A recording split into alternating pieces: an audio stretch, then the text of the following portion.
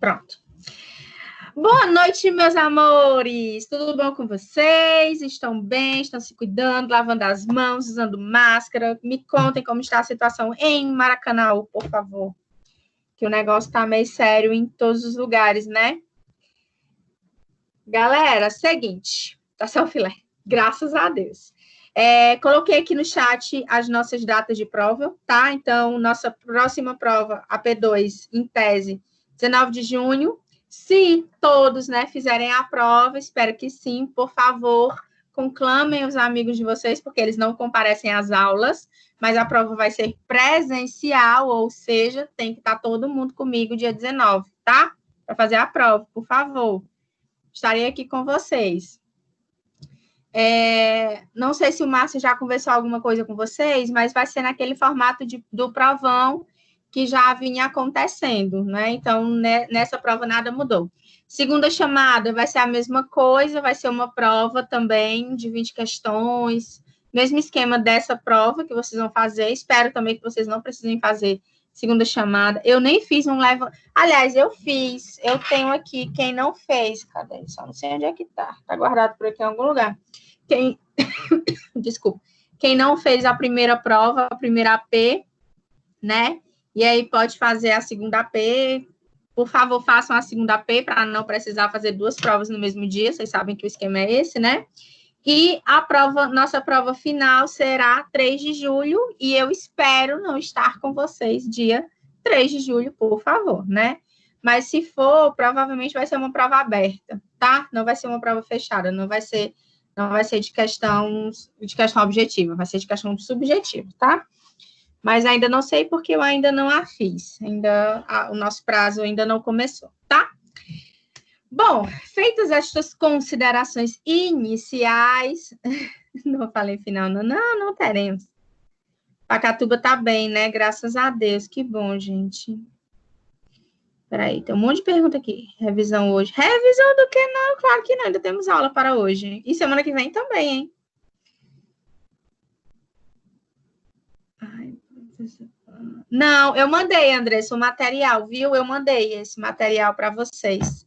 É porque eu mandei um pouco tarde, mandei acho que era 4 horas, aí demora lá para carregar, não sei se vocês já tiveram acesso. Ai, semana que vem não é feriado. Que dia que é feriado, pelo amor de Deus? Dia da nossa aula, dia 11? Dia 11 que é feriado. É quinta, Andressa, não me mata do coração. É na quinta, o feriado. Não vai ser imprensado, não, né? Gente, pelo amor de Deus, se for imprensado, acabou-se minha alegria. Porque tá certinho o conteúdo para eu dar em 2 aulas, ó. E aí, deu ruim. Acho que vai ser. Eita, Lelê. E agora? Como é que a gente sabe? Vale, meu pai. Não foi legal. Peraí, que eu vou já acionar aqui os meus contatos. Tirar dúvida com meus universitários.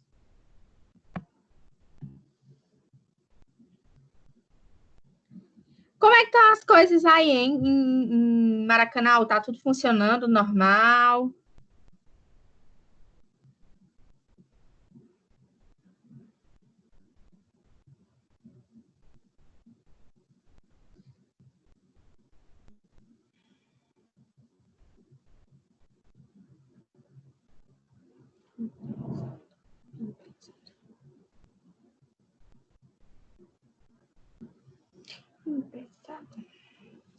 Você está imprensado? Tudo parado, só a próxima semana. Ah, e também estava fechado, é? Beleza. Galera, vou esperar que meus universitários responderem. Enquanto eles não respondem, bora começar a nossa aulinha. Aqui o vírus some só com um decreto. Ai, pior, viu? Ai, Jesus. Galera, não temos muitas opções, certo? Temos que aceitar, né? Pensar que os nossos governantes estão fazendo o que é melhor por nós, certo? Sem maiores delongas neste sentido, tá bom? Galera, é assim. Hoje eu tenho 19 slides. Esse material já é o dessa aula e da semana que vem, porque aí eu acabo a disciplina, né? Foi bem apertado, apesar de tudo, né? A gente se programou bem certinho, mas foi bem apertado. Mas eu confesso que essas aulas online deram até uma adiantada, né, para a gente na matéria. Aí, seguinte, hoje eu vou continuar falando sobre neoconstitucionalismo, mas aí eu voltei os slides, né, eu vou começar do primeiro slide sobre neoconstitucionalismo. Ah, Maria! Voltei o slide, aí a gente vai falar sobre isso, vamos falar sobre outros assuntos, e vamos avançar o tanto que a gente puder, porque se for imprensado semana que vem, aí eu nem vou ter condições de fazer nenhuma mini revisão, nem dizer nada para vocês. Mas é qualquer coisa, eu mando um zap para a Andressa, porque assim, eu não sei qual é a prova que vai vir. Então, eu não sei dizer o conteúdo para vocês, entendeu? Eu vou ter que dizer, estudem tudo.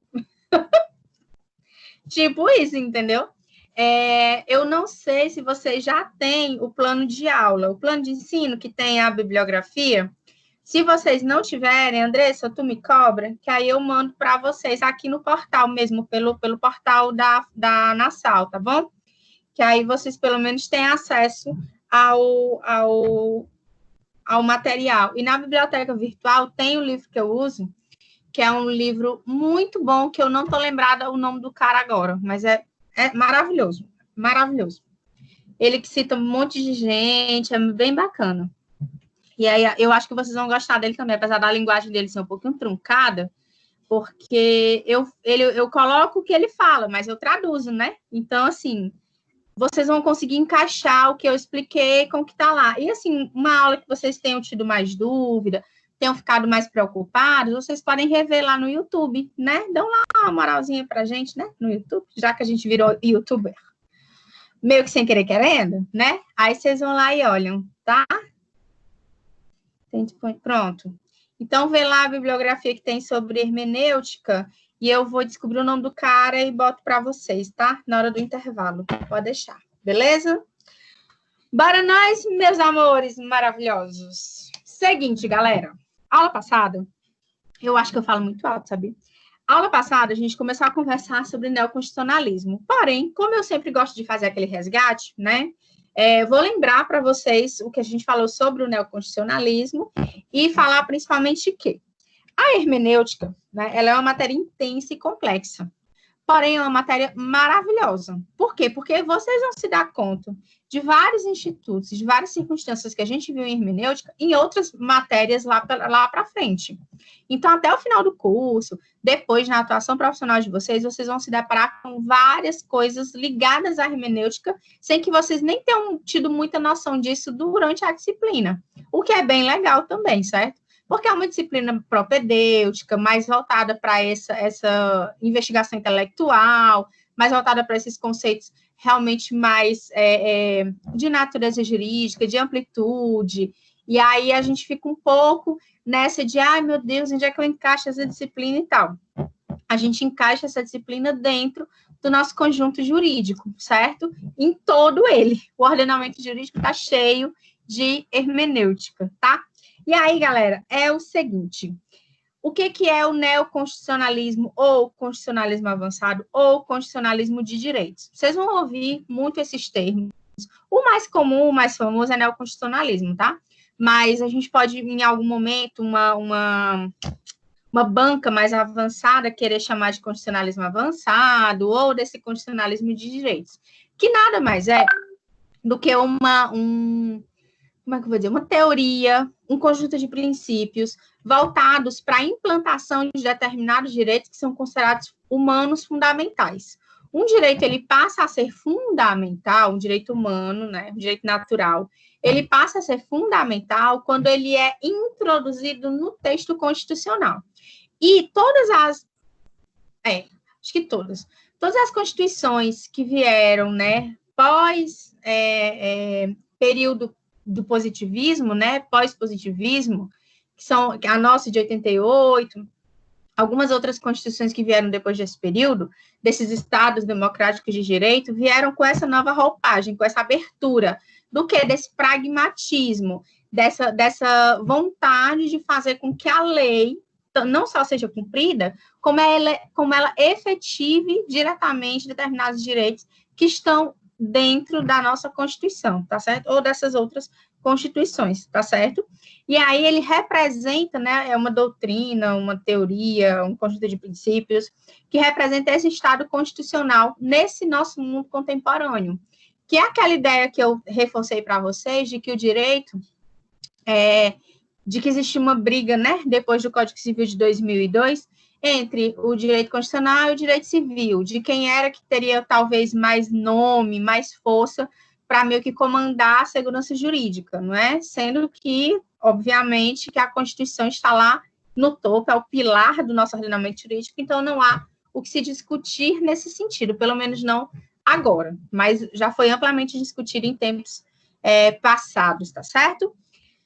E aí, esse constitucionalismo, esse neoconstitucionalismo, ele tem a ver com a ideia da democracia, tem a ver com a ideia do constitucionalismo como um todo, no sentido de fortalecer essa nossa hierarquia constitucional, no sentido de fortalecer essa imersão nos direitos humanos. Porque é o seguinte, depois de 48, né, com a Declaração Universal dos Direitos Humanos, a declaração foi depois da Segunda Guerra Mundial. Então, a Segunda Guerra Mundial deixou na nossa realidade, né, deixou na nossa humanidade uma mancha muito feia, não é? Muito forte.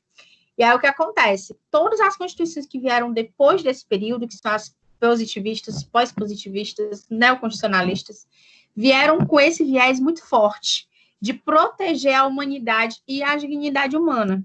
Isso já sou eu preparando vocês para o que vem pela frente. Calma aí que ainda tem mais. Aí o que acontece? Todas essas constituições, elas trouxeram consigo temas e textos e princípios e artigos voltados para essa defesa dessa dignidade humana. Então, tudo que você pensar dentro do ordenamento jurídico pode ser categorizado como um direito humano fundamental, que é quando eu pego esse direito humano que está lá na declaração e coloco dentro do meu texto constitucional. Aí vocês podem pensar assim, mas professora, tem essa necessidade, já que existe a Declaração Universal dos Direitos Humanos, já que o Brasil é signatário, existe essa necessidade de colocar direitos naturais, humanos, dentro do texto constitucional e transformá-los em fundamentais? Gente, é exatamente onde reside a força desses direitos fundamentais. É exatamente porque eles saíram lá do texto principal, lá da Declaração Universal, e vieram para os textos constitucionais, por exemplo, direito à tortura, né, de não ser torturado sem o devido processo legal. O Brasil não aceita tortura. Por quê? Porque nós viemos de uma ditadura, que não é ditadura, né, que foi um regime militar. Nós viemos de um regime militar onde, em tese, houve muita tortura, houve muita perseguição política. A gente consagra a liberdade individual, a gente consagra as liberdades, liberdade de expressão, liberdade de vir, como direitos fundamentais, estão lá no artigo 5º. Então, assim, Morgana, onde é que eu encontro os direitos fundamentais na Constituição? No artigo 5º estão quase todos. Mas, durante, né, o texto constitucional, aparecem outros que não têm muito essa peste de direito humano, de direito fundamental, mas que são também fundamentais, tá? É porque não estão no artigo 5º propriamente. O artigo 5º tem 75 incisos, se não me falha a memória, tá?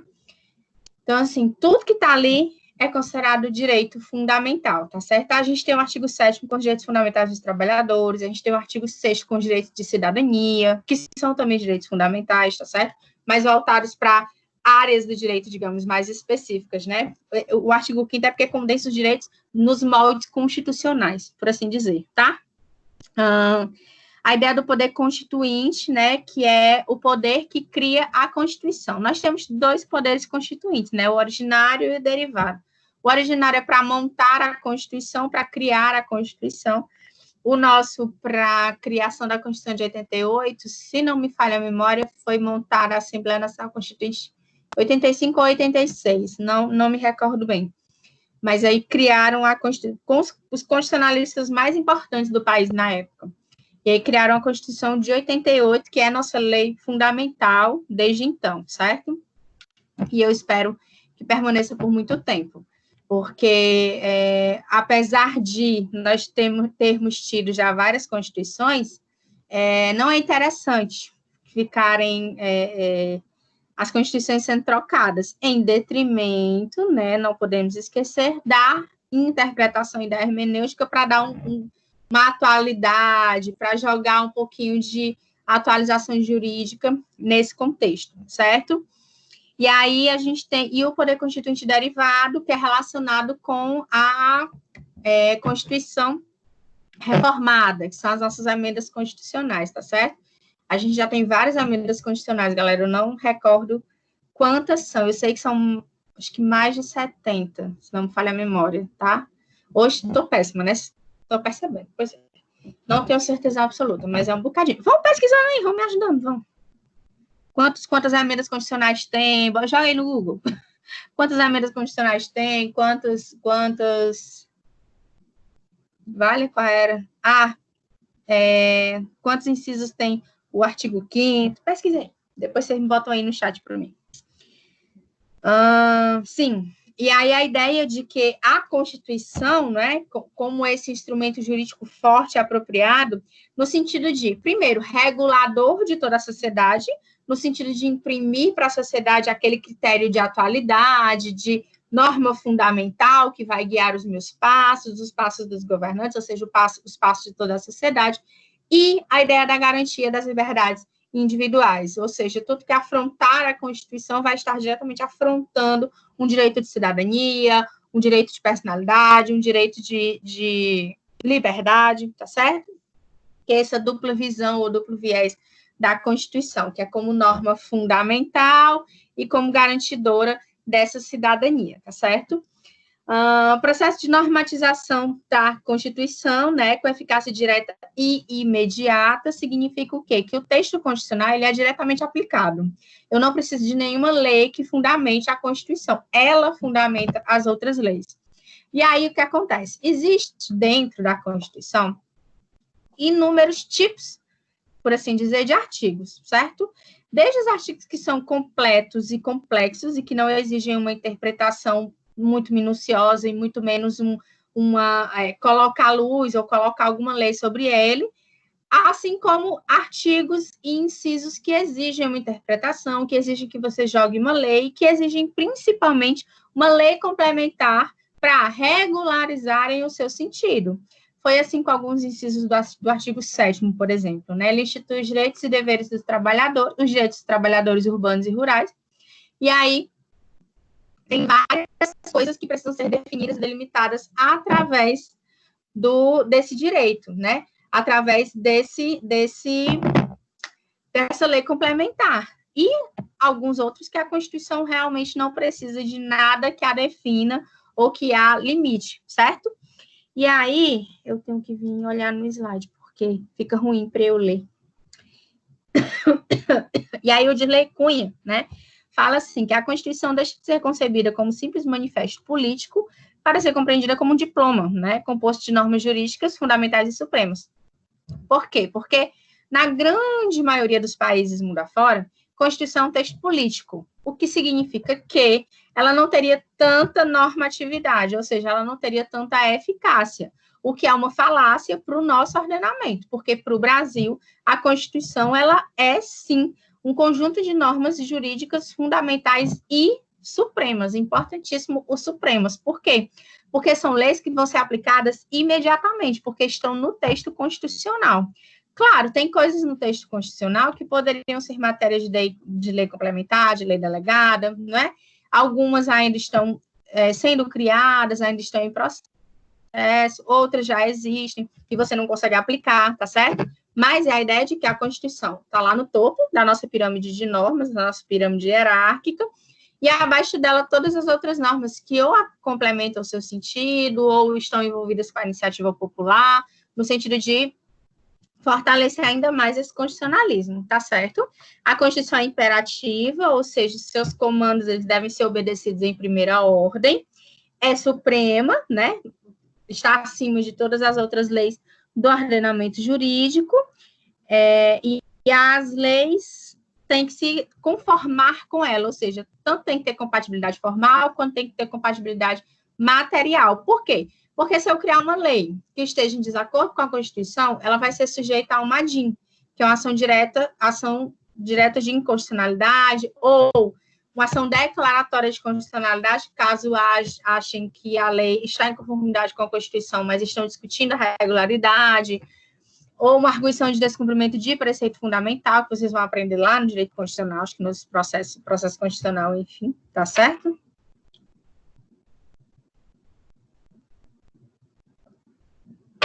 Então, as leis, né, quando criadas, elas têm que obedecer a esses comandos constitucionais, elas têm que estar em acordo com a Constituição. Não pode ser criada uma lei que esteja em desacordo com a Constituição, porque ela vai ser discutida posteriormente, tá certo? A sua eficácia ou a sua efetividade vão ser posteriormente discutidas. Bora, meu filho, passe. Tô brigando aqui com os slides, galera, para passar para vocês.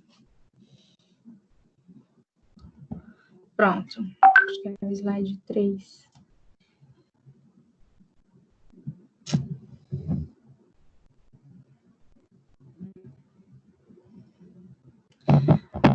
Confirmação aqui se vai ser ou não imprensado na sexta. Bom, continuando, a supremacia constitucional, né, desponta como uma exigência democrática para sintetizar os valores e os anseios do povo, titular absoluto do poder constituinte que originou a Carta Magna. Gente, primeiro, falar sobre a supremacia constitucional. Não há muita discussão hoje nesse sentido, porque a Constituição é a guardiã dos nossos direitos fundamentais. Então, como norma suprema, que está ligada não só a esse viés político, de ser esse instrumento político, mas de ser, sim, esse instrumento normativo, que contém vários direitos, várias garantias fundamentais, além de outros direitos que garantam a nossa cidadania, que garantam a nossa liberdade, certo? Ela tem que ser obedecida enquanto norma suprema. Isso implica quem? Segurança jurídica, né? Salvaguarda da nossa segurança jurídica, dos nossos direitos fundamentais, que a gente não vai ser privado de nenhum dos nossos direitos sem o devido processo legal, por exemplo, que a gente vai ter liberdade de ir e vir, porque a Constituição nos garante isso. Ah, Morgana, o que fazer quando a gente está nessa situação de lockdown, por exemplo? Algumas cidades estão em lockdown, Fortaleza estava há pouco tempo atrás. E aí, o que acontece? A gente tem, né, esses problemas para administrar, certo? Mas, em regra, porque decretaram, acho que, situação de emergência, e aí vocês perguntam aos professores de constitucional de vocês, tá? Estou falando aqui mais título de curiosidade, mas, em tese, não poderia nos proibir de ir e vir de nenhum lugar, tá? Mas eles não estavam proibindo, só estavam pedindo, né, por favor, que a população fique em casa, para evitar o contágio e tal, mas não existe uma proibição, você só precisava comprovar que você precisava sair de casa, não é? Mas existe uma grande discussão com relação a isso, mas a decretação do estado de emergência faz com que algumas liberdades sejam, né, como é que fala? Que algumas liberdades sejam um pouco diminuídas, digamos assim, né, para usar um termo mais tranquilinho, certo? Todas as normas, assim, continuando, isso é uma exigência de um Estado democrático, que é um Estado livre, que respeita a opinião do seu povo e que tem no seu povo o seu próprio primado, tá certo? E eu acho que já expliquei para vocês a diferença entre carta magna e lei magna, né? Eu fico muito incomodada de ler que a Constituição é uma carta magna, porque as cartas, elas foram outorgadas, obrigadas, né, impostas. E a lei magna, que é uma lei promulgada, né, votada pelo povo, aceita pelo povo, certo? Todas as normas constitucionais concernentes à justiça social, inclusive as programáticas, geram direitos para os cidadãos. E, não obstante, apresentam teores eficaciais distintos. O que significa isso? Gente, existem várias normas na Constituição, né, que prevêem essa justiça social.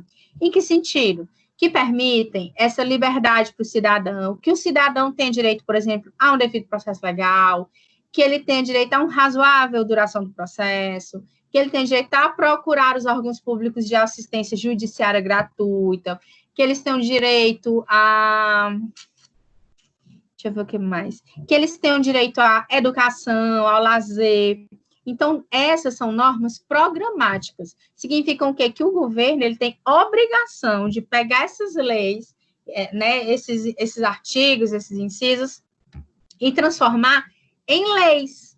garantindo, ou políticas públicas garantindo aquele direito especificamente. Então, se eu tenho direito à educação, eu tenho que ter uma educação pública básica, de qualidade, eu tenho que ter uma educação pública que me permita galgar a faculdade, por exemplo. Se eu tenho direito ao lazer, eu tenho que ter lugares onde eu possa ter esse lazer, eu tenho que ter tempo para ter esse lazer. Então, são circunstâncias que a Constituição, ela obriga que o legislador leia, faça uma análise crítica e crie um projeto dizendo, olha, nós temos direito ao lazer, então nosso lazer vai ser nesse formato. Vou criar mais praças, vou criar mais lagoas, né? Vou limpar as ruas e avenidas, né? Para que a gente tenha direito de caminhar por avenidas mais limpas, tá certo? Tudo isso previsto nessas normas, nessas garantias fundamentais, tá certo? As constituições, né, incorporam conteúdos materiais que adotam a forma de direitos, princípios, diretrizes e valores, tá? Já falei bastante sobre isso, né? Dotados de um amplo grau de indeterminação, de uma forte carga valorativa e teleológica. Gente, significa o quê? Que tudo isso, direitos, princípios, diretrizes, valores, a gente já falou sobre o grau de indeterminação dos princípios, dos valores axiológicos, a gente já falou disso em outras aulas, né? Significa o quê? Que eu não vou entregar isso para qualquer pessoa. Eu vou entregar isso para todo mundo dentro do território brasileiro. Eis a diferença. Isso vai atingir a todas as pessoas igualmente. A gente está passando por uma onda violenta de protestos com relação ao racismo, não é? Não existe racismo no Brasil. Sim, existe muito racismo no Brasil. Gente, são circunstâncias e discussões que a gente precisa discutir, que realmente precisam ser discutidas. E aí tem gente que fala, não, você é branco, você não tem lugar de fala. Nós estamos em uma democracia, todo mundo tem lugar de fala. Todo mundo tem o direito de se expressar e de opinar. Eu já falei para vocês em sala, já falei para vocês aqui inúmeras vezes. Você pode, dentro de você, no seu íntimo, no seu ser, não gostar de uma pessoa negra, preta, eu acho que é preto que fala, né? Mas você tem que, ao máximo, respeitar. Tal como você não gosta da sua vizinha, tal como você não gosta do cara que passeia com o cachorro todo dia de manhã, tal como você não gosta do cara que vende no carro da pamonha. Você tem o direito de não gostar das pessoas, de qualquer pessoa. Claro que isso ganha uma dimensão maior e uma preocupação maior quando essa pessoa, coincidentemente, é uma pessoa negra. Porque aí você meio que consegue, nem você às vezes consegue fazer um juízo de valor no sentido de que até que ponto você não gosta da pessoa ou até que ponto você não gosta da pessoa negra, da pessoa preta, né? A gente tem que fazer esse juízo de valor, primeiramente. Tal como, às vezes, quando alguém se apaixona por uma pessoa e é uma pessoa do seu mesmo sexo. Por exemplo, eu me apaixonei por uma mulher, né? E aí, isso implica em quê? Na minha vida, na sociedade, o que vai acontecer daqui para frente? Por quê? Porque eu me apaixonei pela pessoa. Não é que ela seja ou não do meu mesmo sexo. Eu gostei daquela pessoa, quero namorar aquela pessoa que é do meu sexo.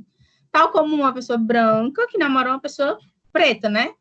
Eu gosto da pessoa. Tal como você pode não gostar da pessoa. Mas é o que eu tô falando. Aumenta nessa circunstância quando você não gosta de uma pessoa negra. E aí você pode não gostar por um motivo pessoal, algo que aconteceu com você. Você pode não gostar por algo da sociedade como um todo, do que a gente chama de racismo estrutural, e você pode não gostar simplesmente porque você não gosta daquela pessoa. Não é que ela seja negra, branca, amarela, azul, roxo com bolinhas, é porque você não gosta da pessoa.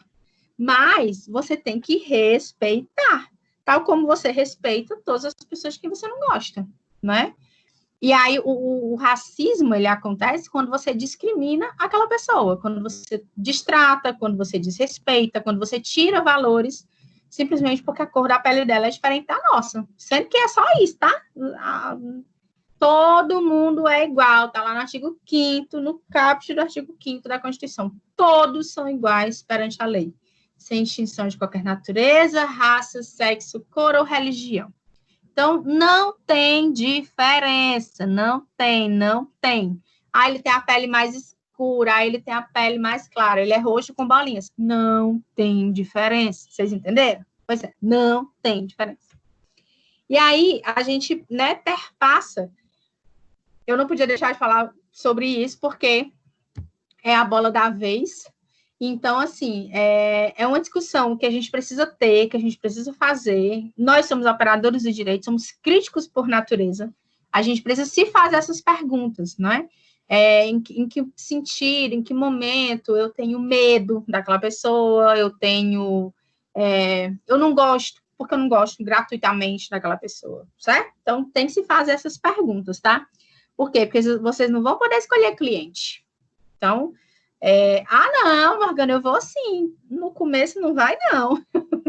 Depois, com o tempo, aí sim. Mas a ideia é que você tem que se relacionar com todo mundo, né? Então, não dá, gente, não comporta. A nossa sociedade não comporta mais tratar diferente. Quem quer que seja, por qualquer motivo que seja. Desde religião, desde cor da pele, desde nacionalidade. A gente já viu, a gente teve aula sobre isso, falando que as culturas são diferentes. Que eu vou achar estranho uma cultura de outro país só porque não é a minha cultura. Mas não quer dizer que a cultura dele seja errada. Ela é, no máximo, diferente, tá certo?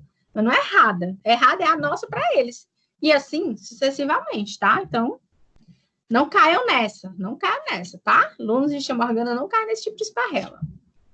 Bom, gera-se um conflito permanente entre esse tipo de constitucionalismo e a democracia, né, ante a primazia concedida ao Poder Judiciário em detrimento da posição assumida pelo Legislativo. Gente, o que acontece?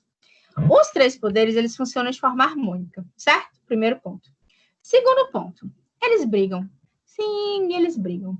Por quê? Porque em determinados momentos, os conflitos vão existir. A gente não vive, graças a Deus, né, num mar de rosas, nesse sentido de que, não, os poderes não vão discutir, não vai dar tudo certo, vão viver sempre em paz e harmonia. Não necessariamente. Porque, às vezes, o judiciário vai dar uma decisão que não vai agradar o legislativo. E, às vezes, o legislativo vai criar uma lei que não vai, de jeito nenhum, apetecer para o judiciário. E eles vão seguindo normalmente suas vidas. Por quê? Porque, de certo modo, quem é que vai fazer a interpretação? O juiz. Então, é o judiciário quem tem essa missão da interpretação da lei. A lei vai existir, vai ser comando geral para a tua população, ninguém vai poder se eximir de cumprir, mas o que vai acontecer? Quem é que vai fazer uma interpretação? O judiciário. É o juiz quem vai dizer se aquela lei X, Y, Z vai se aplicar naquele caso e por quê, não é? Então, claro que eles vão ter determinados conflitos, principalmente com relação a essa ideia do constitucionalismo com a democracia. Embora eles não devessem ser inimigos, né? Democracia e constitucionalismo realmente deveriam andar ali, ó, juntinhos, coladinhos um no outro. Por quê? Porque a gente tem um constitucionalismo forte, que a nossa democracia é forte. Não, Morgana, definitivamente nossa democracia não é forte, não, cara. É forte, gente, é claro que é forte. A gente consegue votar todos os cargos políticos importantes. A gente escolhe de 4 em 4 anos os nossos governantes, o presidente da República, o vice-presidente da República, o pessoal do legislativo inteiro.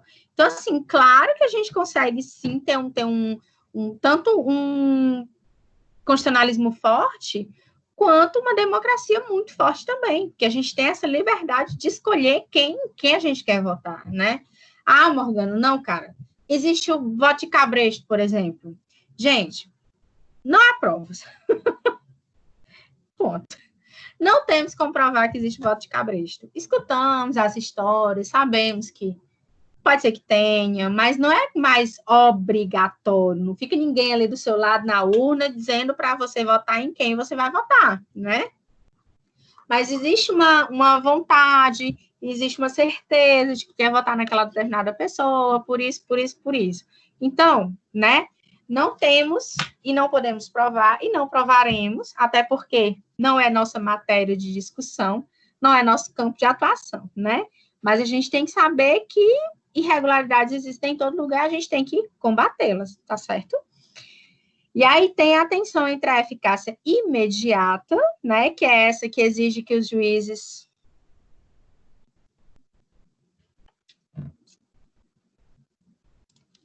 Eu, Bruna, não posso chegar para um negro e explicar para ele o que é racismo, porque eu nunca passei por racismo. Não, Bruna, então, você não sabe o que é sentir o racismo, porque você nunca sentiu, mas você sabe o que é. Você sabe o que é, e o seu lugar de fala é no sentido de explicar, de esclarecer, e você vai dizer, olha, eu sou branca, sou uma pessoa branca, que eu nunca sofri racismo, graças a Deus. Mas eu sei sim o que é o sentimento do racismo. Eu sei sim o que significa o racismo. Você sabe como operadora do direito, entendeu? Você sabe como uma pessoa esclarecida, que está na sociedade e que acompanha o que acontece no noticiário e tal. Daqui a pouco vão querer categorizar o crime lá de Recife, né? Do meninozinho, infelizmente, que morreu na queda lá do prédio, como um racismo estrutural, por exemplo, porque ele era negro, a mãe era negra, a mãe estava trabalhando durante a pandemia, empregada doméstica e tal, de uma mulher branca, loura, que eu vi a foto da mulher, acho que vocês viram também, né? De uma mulher branca, loura. Então, assim, é o pano para manga, né? É o pano para manga desse sentido, né? E aí é a ideia de que você consegue explicar, de que você, claro que você não sente, você vai dizer, a primeira coisa que você vai dizer é, eu nunca senti, graças a Deus, nunca senti. Mas eu sei, sim, historicamente, o que significa o racismo, eu sei por que o racismo existe, e eu sei que ele deve ser combatido. Essa é a nossa fala, né? A nossa, que eu digo, pessoas mais ou menos brancas, que eu no caso sou amarela, certo? Mas pessoas mais ou menos brancas que não passam por isso, que não têm medo. Tem um vídeo aí circulando na internet que eu achei interessantíssimo, né? Tipo, ninguém nunca segurou a bolsa no elevador quando você entrou, mais perto de si, com medo, né? Foi, eu vi essa reportagem também. Um monte de repórter branco falando sobre racismo, aí no negócio lá em pauta, o nome do negócio. Aí todos os canais, né, vieram a público e não pode, tem que botar uma bancada negra, não sei o que, não sei o que. Aí depois colocaram só gente negra. Fátima Bernardes hoje discutindo racismo com um telão só de pessoas pretas, né, de pessoas pretas, que o nome é pessoa preta que fala, né? Tem umas expressões aí que a gente não pode mais usar, mas é pessoa preta, senão falha a memória. Então, assim, eles, tá aí, jornalismo tem muito lugar de fala, direito tem muito lugar de fala para combater essas injustiças, né? E são injustiças, gente, são pessoas como nós, são seres humanos, por que tratar diferente? Mas por que a gente trata diferente? Porque a gente vem de uma cultura que trata diferente, então a gente tem que lutar contra isso. Esse é o nosso lugar na sociedade, a gente tem que lutar contra essas injustiças, né? Contra essas circunstâncias. Tá certo? Sim. O que eu estava dizendo? Tá. Tensão entre a eficácia imediata, já falei, né? Que é a atuação imediata dos juízes no sentido de regulamentar, de explicar uma determinada fala, explicar uma determinada circunstância, e a necessária atuação do legislador no sentido de explicar, de esclarecer. Gente, acho que já falei para vocês, quando a gente quer entender por que o legislador criou determinada lei, a gente vai atrás lá nas justificativas da lei, né? E quando a gente quer entender por que o juiz julgou de determinada forma, a gente vai ler a sentença dele. Ou às vezes, alguma fala que ele já tenha tido sobre aquele determinado assunto, tá certo? Ao denotar a dificuldade do neoconstitucionalismo de estabelecer os limites, ou articular uma proposta que permita conjugar o labor jurisdicional e a função do legislador. Por quê? Porque o legislador cria a lei. Mas o juiz, ele tem toda a liberdade de julgar de acordo com o livre conhecimento motivado dele, com o entendimento dele. Claro que ele não vai contra a legem, né? Ele não vai julgar de acordo, em desacordo com a lei, mas ele vai usar a interpretação que melhor lhe aprouver para aquele caso concreto. Então, ele vai utilizar o livre convencimento do motivado dele para julgar de acordo com o que ele considera que seja o razoável para aquela circunstância, tá certo? Então, a gente tem aquela preocupação, né, entre aquele constitucionalismo débil, ou seja, mais fraco, né, mais capenga, que reivindica a importância da legitimidade democrática do legislador, e um neoconstitucionalismo, que é o que a gente vive, que valoriza o ativismo judicial como via para substancialização do regime democrático, né? Eles querem colocar como se fossem dois polos diferentes, duas circunstâncias diferentes. O judiciário brigando de um lado, o legislador do outro, e eles dois, né, disputando espaço. Gente, não é assim, tá? Pelo menos não deveria ser. Por quê? Porque o legislador cria a lei, o juiz, em regra, vai seguir a lei. Os tribunais vão seguir a lei quando eles forem montar suas jurisprudências. A questão é a liberdade, aí sim, que o tribunal tem de criar a sua própria lei, que se chama jurisprudência. E em detrimento de determinadas leis que já estipularam aquele assunto, o judiciário cria outras leis, talvez mais específicas, sobre aquele assunto. Por que eu acho que não existe esse conflito, que não existe essa briga? Porque o que o judiciário faz, quando ele cria uma jurisprudência, quando ele cria uma súmula, é apenas estabelecer para o seu tribunal, para o seu julgamento, ou seja, para as partes envolvidas naquele conflito. Ele não está criando uma lei. Quem cria a lei é o legislativo. O judiciário está criando lei entre as partes. Aí, para mim, é onde reside a diferença. Vai servir para aquele caso concreto. Ah, Morgana, mas quando vira jurisprudência, não vira analogia? Aí, às vezes, pode ser que lá na frente haja uma influência do legislativo para, de repente, modificar a sua lei com base naquela jurisprudência, com base naquele entendimento, não é? Ou mesmo a jurisprudência se modificar porque existe determinada lei tratando daquele assunto que merece ser obedecida, entendeu? Merece ser obedecida, não, merece ser referenciada, tá certo? Então, assim, não é que tenha uma briga, mas é que, às vezes, o legislativo pensa que o judiciário quer roubar o lugar dele, e não quer, gente. O judiciário ama julgar, tá? Ele não quer se envolver com criação normativa, tá certo? A única normatividade que o judiciário tem é a ideia de criar súmulas, né, jurisprudências, que vão servir para os seus próprios tribunais para o encaminhamento das decisões relacionadas com aquele tribunal, tá certo? As que geram, né, fazem lei e, minha palavra, condicionam os julgamentos são as súmulas vinculantes. As súmulas vinculantes, elas atraem o julgamento para o entendimento delas, mas as outras não precisam nem se preocupar, que uma lei, aliás, uma jurisprudência pode ser contra e a favor sobre o mesmo assunto, tá certo? Então, não tem muita preocupação com isso, não.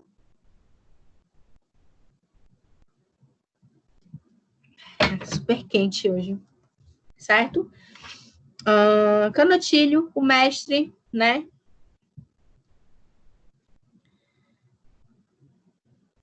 Vale.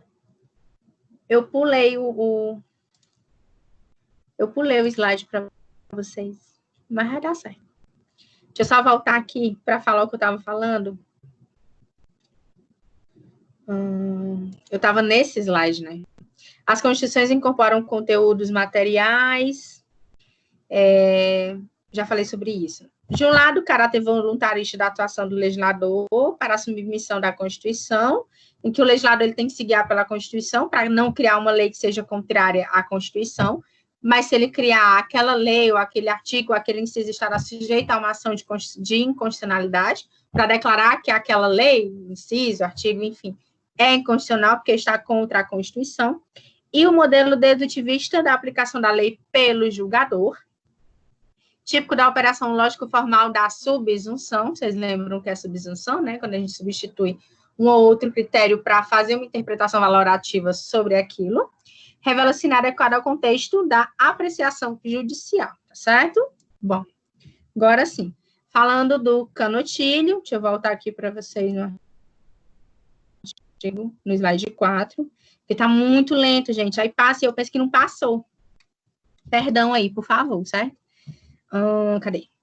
O Estado Constitucional é mais do que o Estado de Direito, porque é um Estado democrático de direito, visto que o elemento democrático, né, serve não só para limitar o Estado, mas para legitimar o exercício do poder político, potencializando a compreensão da fórmula do Estado democrático de direito, ou Estado de direito democrático. Gente, a nomenclatura, né, nesse caso aqui, é o que menos importa. Importa que nós temos duas palavras, três, né, representando a sigla que denomina o nosso Estado brasileiro. Um Estado controlado, né, por um poder político, que é pensado para o povo, democrático, né, que significa que ele priva e prima pelas liberdades individuais e pelas liberdades, de uma forma geral, trazendo esse compêndio de direitos, né, trazendo esse compêndio de direitos com essa normatividade, com essa carga valorativa altíssima voltada para a defesa dos direitos humanos fundamentais, né, para a defesa das liberdades individuais, e essas normas programáticas, são essas normas que a população, que o Estado cria para se impor determinados valores, determinados deveres, né? Ah, eu tenho que construir mais escolas de educação básica, porque eu prometi dar à minha população direito à educação, tá certo? Bom, de outro lado, a afirmação da natureza da Constituição pressupõe a positivação jurídica, né, do conteúdo moral, pelo que a discussão de naturalismo e positivismo foi transportada para o interior do ordenamento. Significa o quê? O justnaturalismo é esse que prima pelos direitos humanos, direitos naturais, né? São esses direitos humanos. E o positivismo, a ideia de estarem descritos na norma constitucional. Então, o que foi que eu fiz? Juntei os dois num só, chamei de democrático, chamei de pós-positivismo, chamei de neoconstitucionalismo. Em que sentido? Ah, vamos fazer o seguinte, vamos trazer todos os direitos humanos fundamentais que a gente puder, direitos humanos, vamos colocar dentro do nosso texto constitucional. E aí a gente coloca também umas normas programáticas, né, para fazer aquele balanço geral, e cria esse Estado democrático de direito com esse constitucionalismo forte, com a segurança jurídica garantida nesses termos, entenderam? É a ideia de que eu primo prioritariamente por garantir os direitos humanos. E esses direitos humanos, eles estão positivados. Vocês já sabem que o positivismo é quando eu escrevi a norma constitucional, né? Eu trouxe aquele direito, transformei numa norma, eu escrevi aquele direito numa norma, tá certo? Necessidade de se adotar uma posição participante para explicar o funcionamento do direito e de superar a ideia positivista de uma separação entre direito e moral. Gente, não existe uma concepção onde o direito caminhe muito longe da moral, certo? Tem um dizerzinho, meu Deus, como é? Esqueci. A fruta não cai muito longe do pé, um negócio assim. Vocês sabem melhor do que eu, não sei não. Enfim, o que acontece?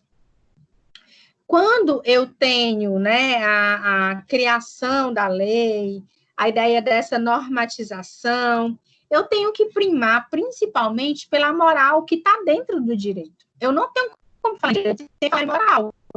Aí eu volto para aquela discussão que a gente tem que obedecer aos primados da Constituição, porque os primados da Constituição vão trazer essa certeza de que a gente está no caminho certo. Por exemplo, eu não posso torturar para conseguir nenhuma informação.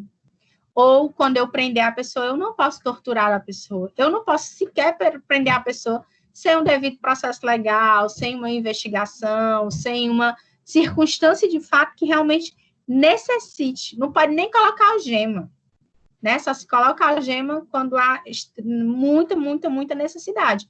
Porque isso é para proteger o cidadão, é para proteger, para ele saber que mesmo ele tendo agido em tese contra o Estado não está contra ele, ao contrário, o Estado está a favor dele, né, garantindo a sua integridade física, garantindo que ele vai ter um processo legal, rigoroso e ajustado, de acordo com os primados da Constituição. Então, assim, é a ideia de que todo mundo é igual perante a lei, pronto. Que eu não tenho discussão nesse sentido. Eu não tenho ninguém que vai ser considerado ou tratado diferente dentro do ordenamento jurídico. Ah, Morgana, tá de brincadeira, né? Tá de brincadeira. Gente, não tô. É a lei que me dá essa certeza. As pessoas que utilizam a lei é que agem diferente. Mas a lei, ela não é preconceituosa, ela não é discriminatória, ela não traz características que permitam com que eu trate diferente uma pessoa que seja igual a mim. Não tem na lei isso aí não, tá? O que tem na lei? A garantia exatamente do contrário disso, de que todo mundo vai ser tratado igual, com a mesma parcimônia, com as mesmas regras de moralidade. Então, a ideia da moralidade perpassa por esse sentido, de que tem que proteger a sua população de uma forma mais correta, mais coerente e, principalmente, né, protegendo a sua população. Você é igual ao seu colega do lado, que é igual ao vizinho da frente, igual a todo mundo, certo? Pelo menos é essa a ideia que a lei nos dá. E isso é uma certeza muito boa, porque é você saber realmente que você vive num Estado democrático de direito e que as suas garantias estão todas preservadas, tá certo? Apesar de quem, né, está usando ou atuando com essas garantias e com a lei e tal, tá certo? Mas a lei, ela nos garante, sim, tudo isso, beleza?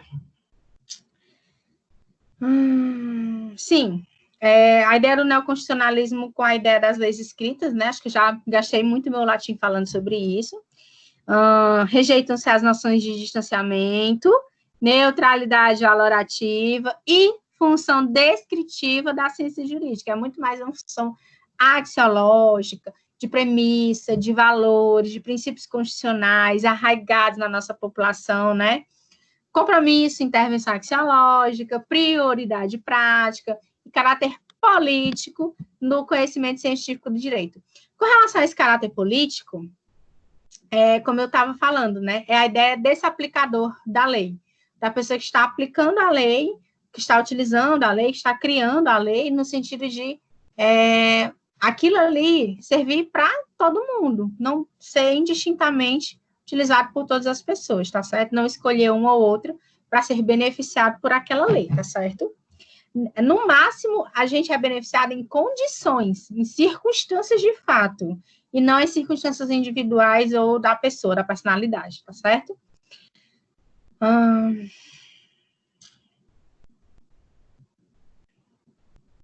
Sim, apresenta que a virtude de pôr em relevo que não se deve colocar todos os juízos de valor no mesmo plano e que nem todos os juízes de valor se reconduzem à subjetividade. Gente, acho que eu já falei bastante sobre isso hoje, né? E em outras aulas também. É a ideia de que você vai fazer juízo de valor para absolutamente tudo. Tudo. Para você, uma joia vai ter um valor sentimental, né, barra afetivo, vai ter um valor econômico, vai ter um valor de memórias, de lembranças, e não vai ter valor nenhum, certo? Qualquer pessoa que pegar aquela joia vai sentir, vai ter uma sensação diferente. Então, não necessariamente você precisa incluir ou dar um sentido para aquilo ali. É apenas uma sensação, é apenas o que você tem ou sente. Então, é a ideia de que a ciência do direito ela é mais ampla do que isso. Ela me traz essa carga mais valorativa, essa carga mais axiológica, de conseguir igualar todo mundo e, ao mesmo tempo, tratar com equidade. Olhar cada caso, né, de forma objetiva, sem nenhum tipo de privilégio. Aí estavam discutindo, o privilégio branco, não sei o que das quantas, eu sou branca. Gente, por favor, né? Não era nem para se discutir sobre isso em sociedade, era para a gente saber que todo mundo é igual, ponto. Era para isso valer, não vale, né? Infelizmente. Mas a ideia da Constituição, a ideia da lei, a objetividade da lei nos diz isso, nos diz que todos são iguais e que devem receber todos o mesmo tratamento, tá certo? Pronto. Que é a ideia de tirar essa subjetividade, né, e objetivar essa nossa luta, né, essa nossa intenção. Deixa eu ver. Falei sobre isso. Vamos ver. A luta, o princípio da dignidade humana. Gente, eu amo o princípio da dignidade humana. Vamos gastar um latim danado falando sobre isso. Sim, recebi aqui mensagens dos meus universitários dizendo que não será feriado, tá? Não será imprensado, ou seja, sexta-feira teremos aula, viu, meninos? Vocês compareçam, por favor.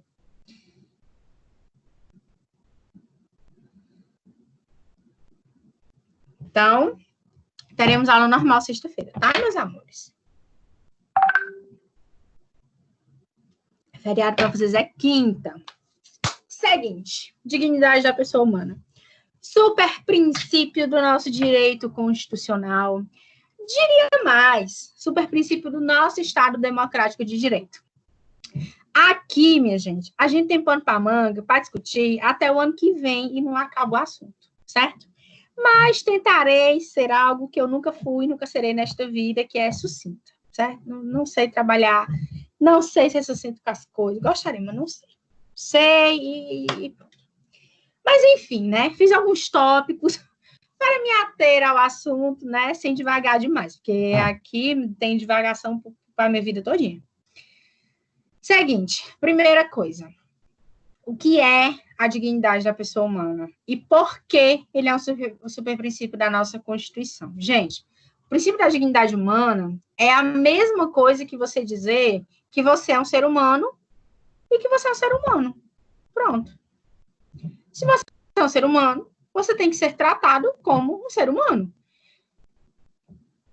E aí isso me dá pano para manga para interpretações das mais diversas que vocês possam pensar na vida. Mas é lógico que a gente tem uma discussão premente, urgente, necessária acontecendo nesse momento no mundo, que é essa discussão com relação ao racismo, não é?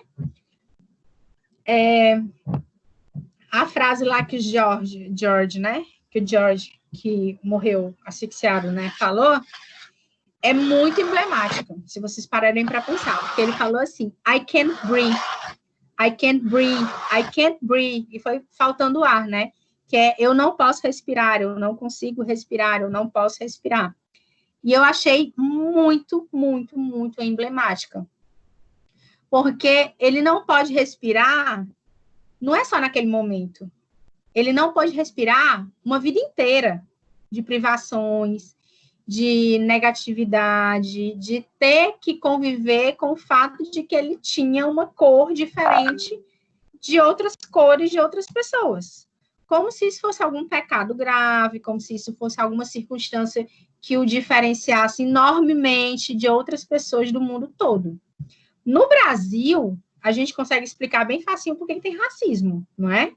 Aliás, por que a gente trata pessoas pretas de forma diferente de pessoas brancas? Porque as pessoas pretas, que eram os negros africanos, trazidos para serem escravos. E eles não eram considerados pessoas. Muitas das nossas expressões, né, que a gente fala assim, lista negra, né, feito nas costas, criado mudo, são expressões racistas. São expressões que eram utilizadas contra os negros, foram incorporadas no nosso cotidiano, no nosso vocabulário, viraram expressões que a gente fala e que a gente nem percebe, né?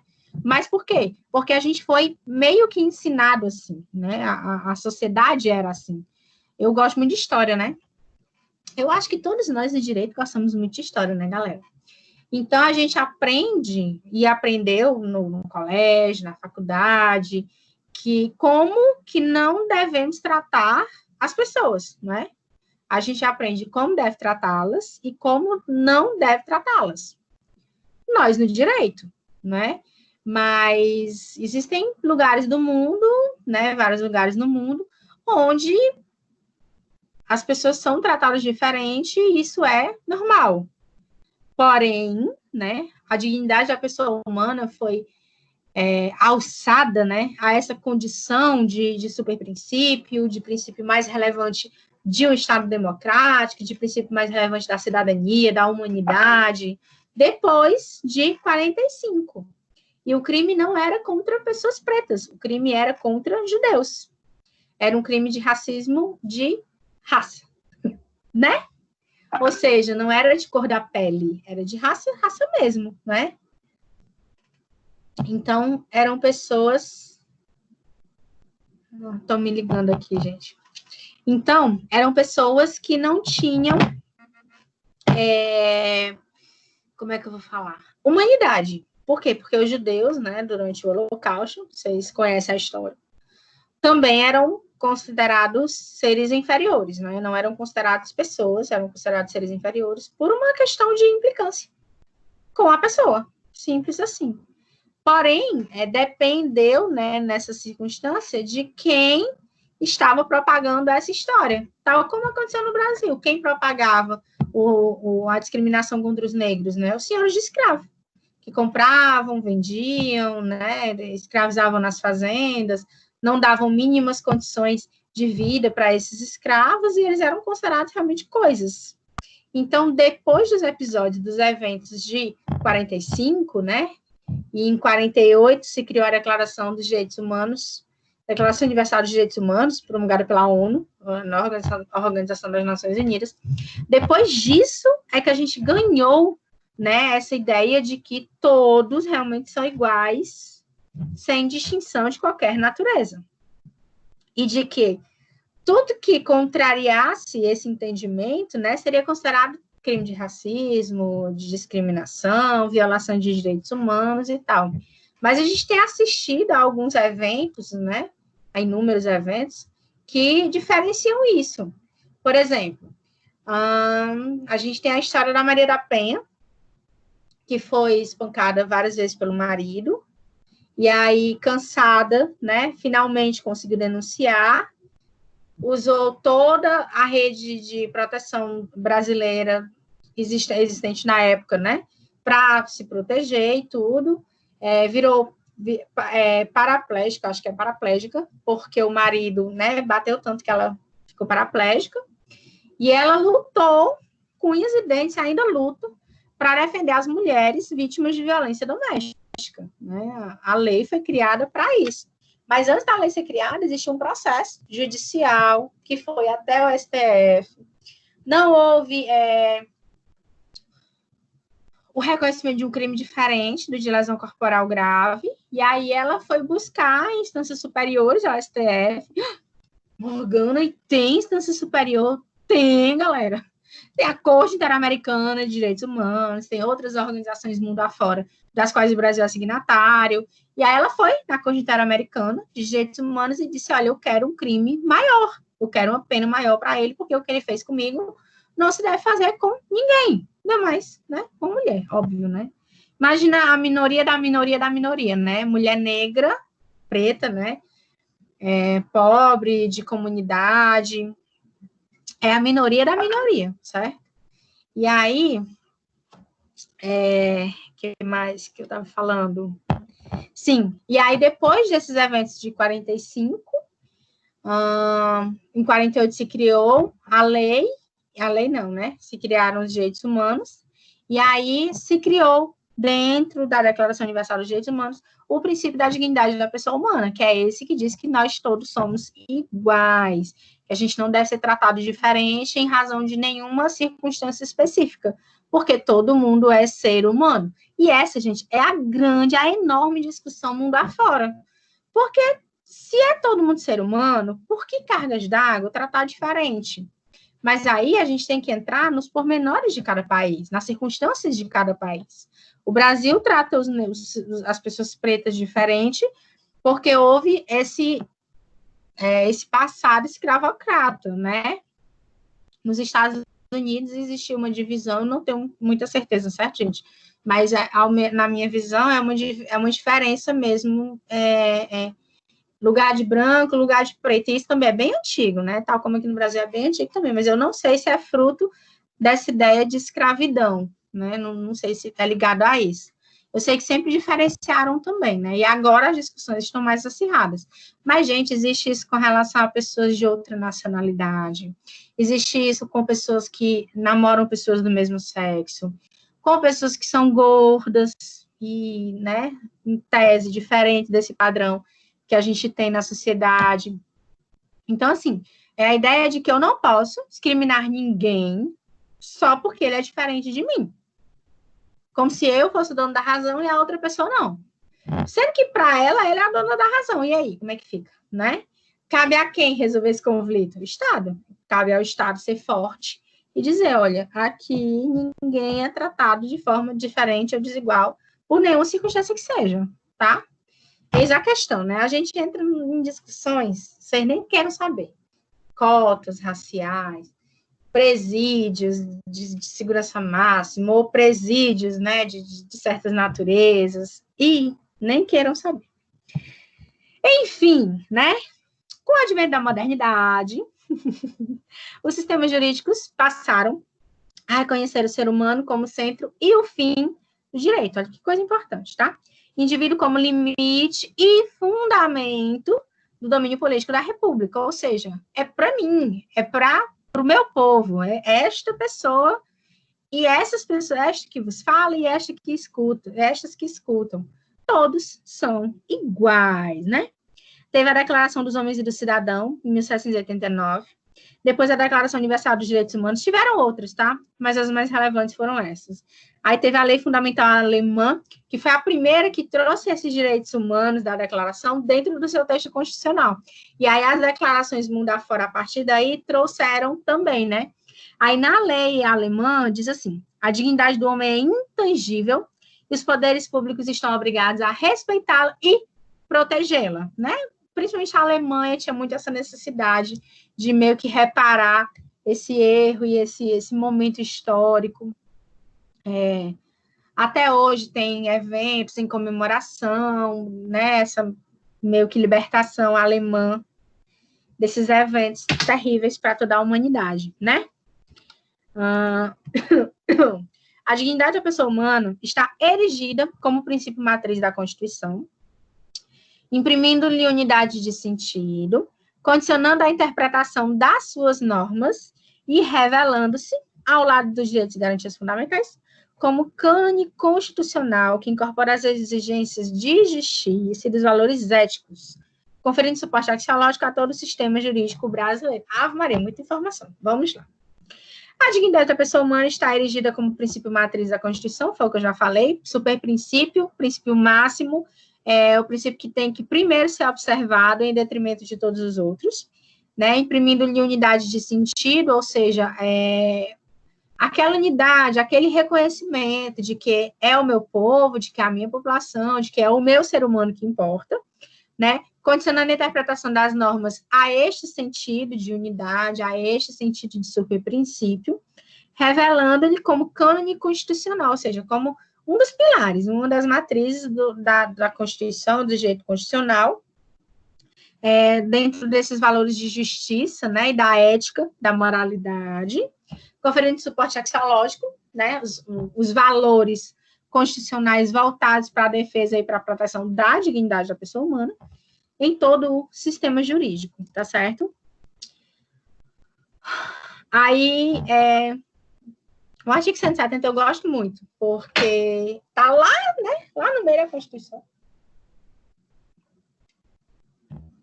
E ele diz assim, que a ordem econômica está fundada na valorização do trabalho humano e da livre iniciativa, tendo por fim assegurar a todos a existência digna, conforme os ditames da justiça social. Bora nós, né? Semana passada, não, acho que foi antes. Enfim, teve um dia aí que a gente discutiu sobre se o governador, né, estava correto com relação a pedir para o povo ficar em casa, né, fiquem em casa, ou que a galera vá trabalhar, né? Por quê? A discussão era o direito à vida, né, direito à dignidade da pessoa humana, com relação ao direito à dignidade da pessoa humana, no sentido econômico da coisa. O artigo 170, ele traz essa ideia de que, para você ter uma existência digna, ou seja, desculpa, galera, preservando assim, a sua dignidade, você precisa estar, né, trabalhando e ter o seu trabalho valorizado. Sendo que a ideia aqui da valorização do trabalho humano é a ideia da não escravidão, né? A ideia de não transformar nenhum trabalho, nenhum trabalhador a condicionar lugar de escravo, certo? Então, a ideia aqui é essa. Mas tem essa outra ideia intrínseca e muito forte, que é a ideia de que a gente precisa trabalhar para sobreviver e para ter uma vida digna.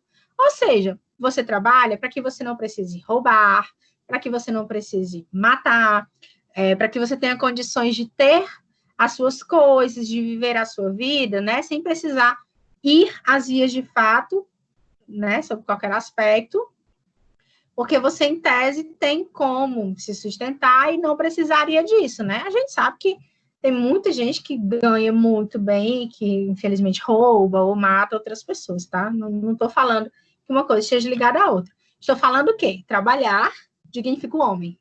Trabalhar traz para o homem essa certeza de que estou trabalhando, estou sendo útil e de que posso garantir o meu sustento da minha família. E isso é um aspecto muito relevante para a nossa sociedade, né? Para a nossa sociedade que vive dessa ideia do trabalho, de se sentir útil, de uma população que envelhece e fica achando que não presta mais para nada, porque, infelizmente, a nossa população, quando envelhece, acha que não pode mais ser útil. Isso são problemas de normas programáticas que a gente precisa enfrentar também, né? Mas é principalmente essa ideia de que, meu Deus, como é que eu vou fazer se o governador está mandando ficar em casa, mas eu preciso trabalhar para ganhar o pão de cada dia? Como é que eu vou fazer?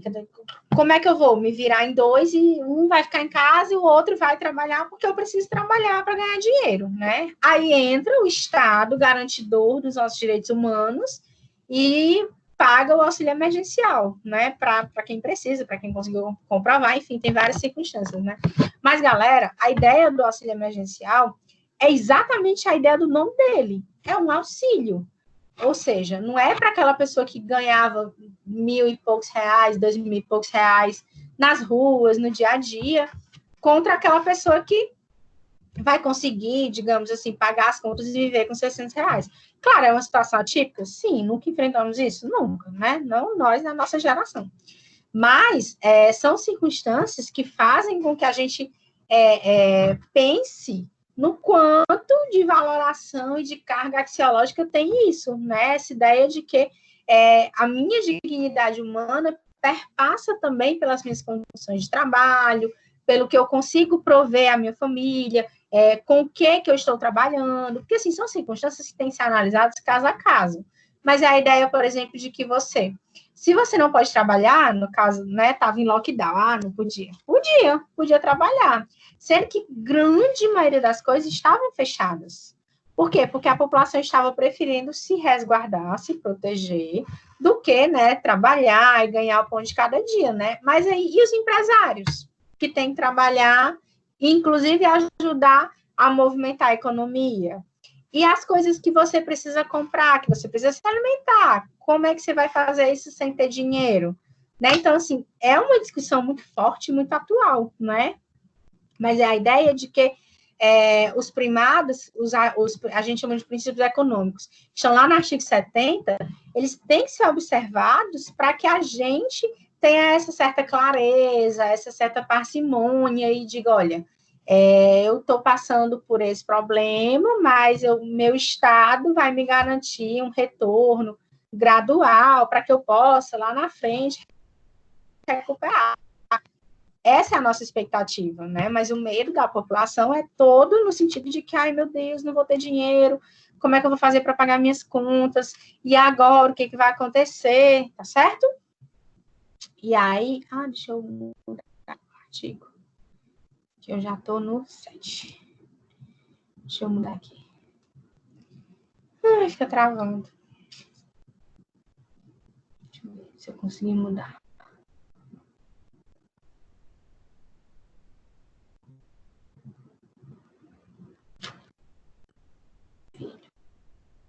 Viu, galera? Para quem está acompanhando aí que não está acompanhando aqui pelo Teams, que está acompanhando pelo slide.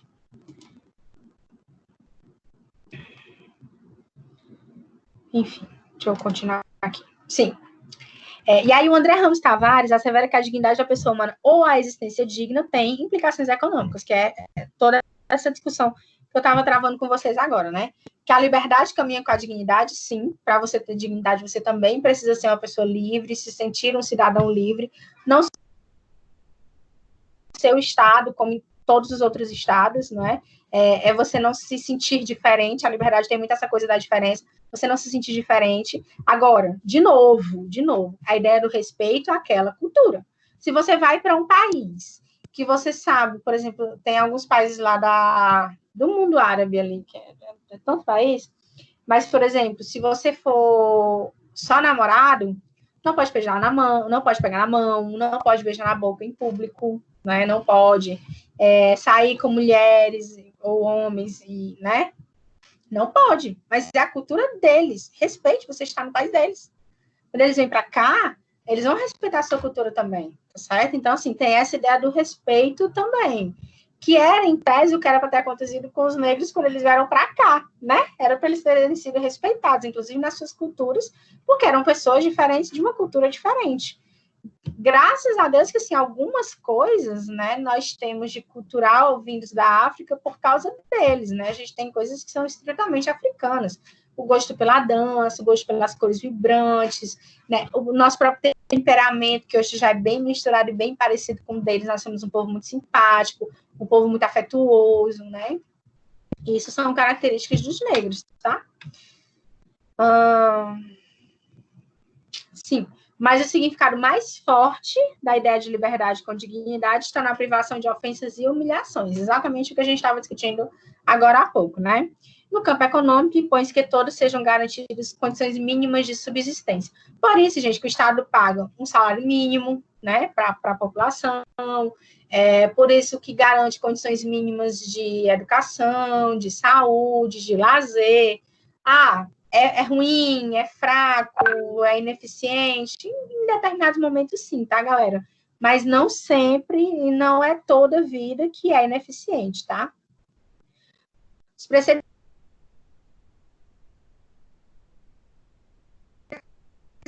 de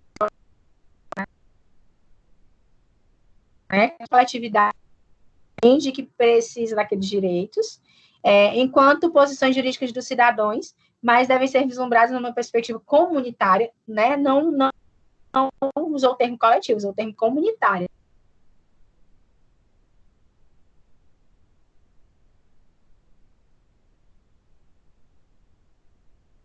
Que é a comunidade, tá certo? Com valores e fins superiores que reclamam a ingerência ou a abstenção dos órgãos estatais, tá certo? E a busca de uma vida digna expressa a superação da intolerância, da discriminação, da exclusão social, da violência, da incapacidade de aceitar o outro, no exercício da liberdade de ser, pensar e criar ser humano. Ai, meu Deus. Gente, vamos dar um intervalinho, que eu quero falar sobre isso aqui, sobre esse último tópicozinho. Cadê? Ai, meu Deus, já passei foi slide demais aqui. Gente, vamos dar intervalinho, aí já a gente volta, tá certo? Que eu quero pegar mais água, que a minha água está acabando, tá bom? 10 minutinhos aí para vocês darem a respirada, irem ao banheiro, beleza? Já a gente volta.